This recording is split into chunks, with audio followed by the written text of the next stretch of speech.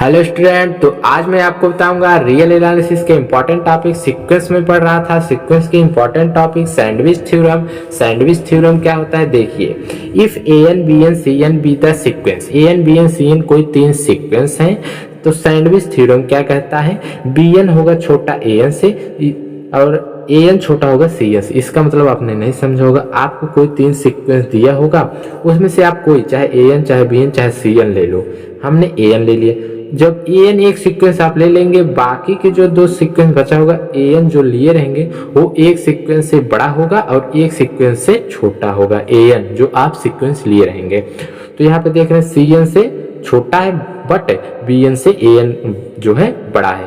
तीन सीक्वेंस आपको दिए रहेगा, आपको कोई भी सीक्वेंस चाहे A N B N C N ले लेना है।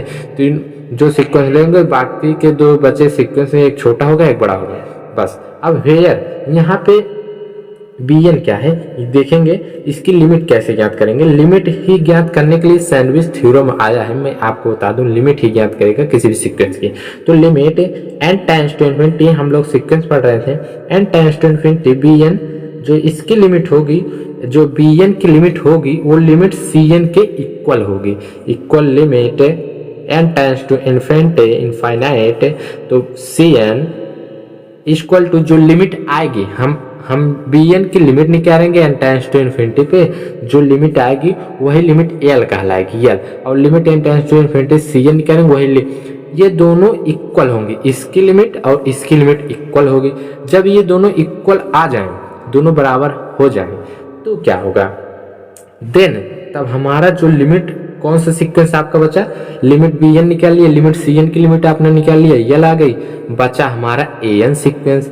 देन जब आप दोनों ये इक्वल हो जाए, तब देन क्या होगा, limit n tends to infinity, n tends to infinity जो किसकी वैल्यू है, ए एन सीक्वेंस ए एन की जो वैल्यू होगी वो भी एल के बराबर होगी।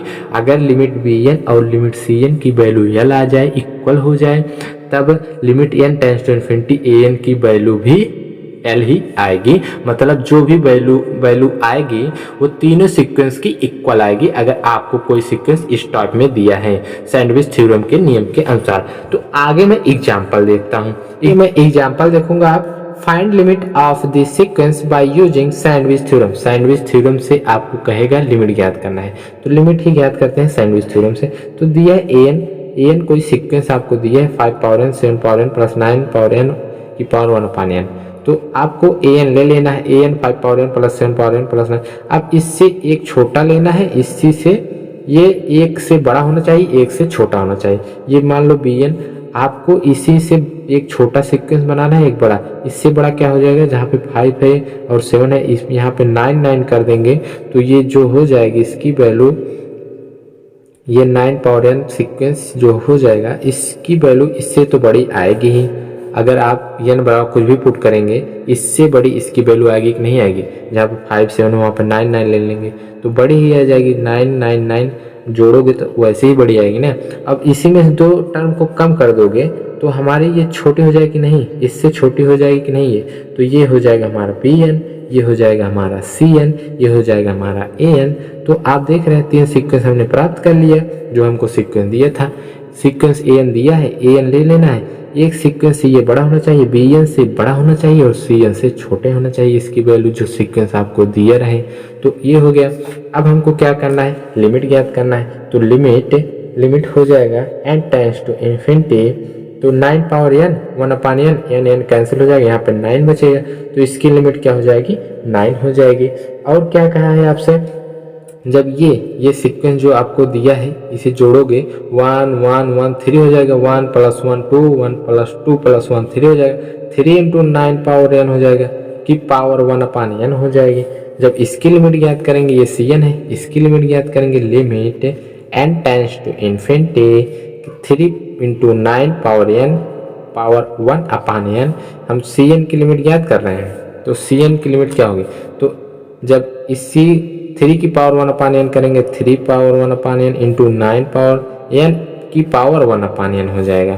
तो लिमिट लगा रहेगा, limit n tends to infinity, तो एन कैंसिल हो जाएगा, 3 पावर 1 अपान एन हो जाएगा, यहाँ पे 9 बचा है, 9 3 की power 1 upon n tends to infinity जब पुट करेंगे n टेंस टू इन्फिनिटी 1/∞ हो जाएगी। अब इन्फिनिटी नहीं लगा हुआ है तो 3/0 हो जाएगा इंटू 9, क्योंकि 1/∞ की वैल्यू जो होती है 0 हो जाती है। 3 पावर 0 की वैल्यू 1.9, तो इसकी भी लिमिट क्या आ गई हमारा 1.9, 3 की पावर 0 वैल्यू 1 और 9 हो गया। तो इसकी भी लिमिट Cn की लिमिट जो आ गई limit n tends to infinity, जो Cn की लिमिट आई वो भी 9 आ गई, और limit n tends to infinity जो Bn हमने बनाया था उसकी भी लिमिट 9 आ गई। तो दोनों की लिमिट 9 आ गई, यही यल आ गया। तो आपको सैंडविच थ्योरम से यही होता है, अगर Bn और Cn की लिमिट सेम आ जाए तो लिमिट जो An होगा limit n tends to infinity की जो सीक्वेंस An आपको लिमिट इसकी ज्ञात करनी थी, इसकी भी लिमिट 9 होगी। तो सैंडविच थ्योरम से आप लोग सिंपल में एकदम आप लोगों ने ज्ञात किया, आपको An सीक्वेंस दिया था इस टाइप में। अब इसी से एक छोटा सीक्वेंस बना लेना है, इसी से एक बड़ा सीक्वेंस बना लेना है। तो दोनों को इसे Bn मानना है, Cn मानना है। उसके बाद हमको लिमिट ज्ञात करना है Bn की और लिमिट ज्ञात करना है Cn की। अगर दोनों की लिमिट सेम आ जाए, दोनों की लिमिट सेम आ गई 9, तो लिमिट An जो आपको सीक्वेंस दिया रहेगा उसकी भी लिमिट जो आएगी, दोनों की लिमिट वही ही इसकी भी लिमिट 9 हो जाएगी। तो आपको वीडियो समझ में आया होगा, प्लीज़ चैनल को सब्सक्राइब कर दें, वीडियो को लाइक कर दें। मिलते हैं अगले वीडियो में अगले लेक्चर के साथ। रियल एनालिसिस से इंपॉर्टेंट टॉपिक रहेगा।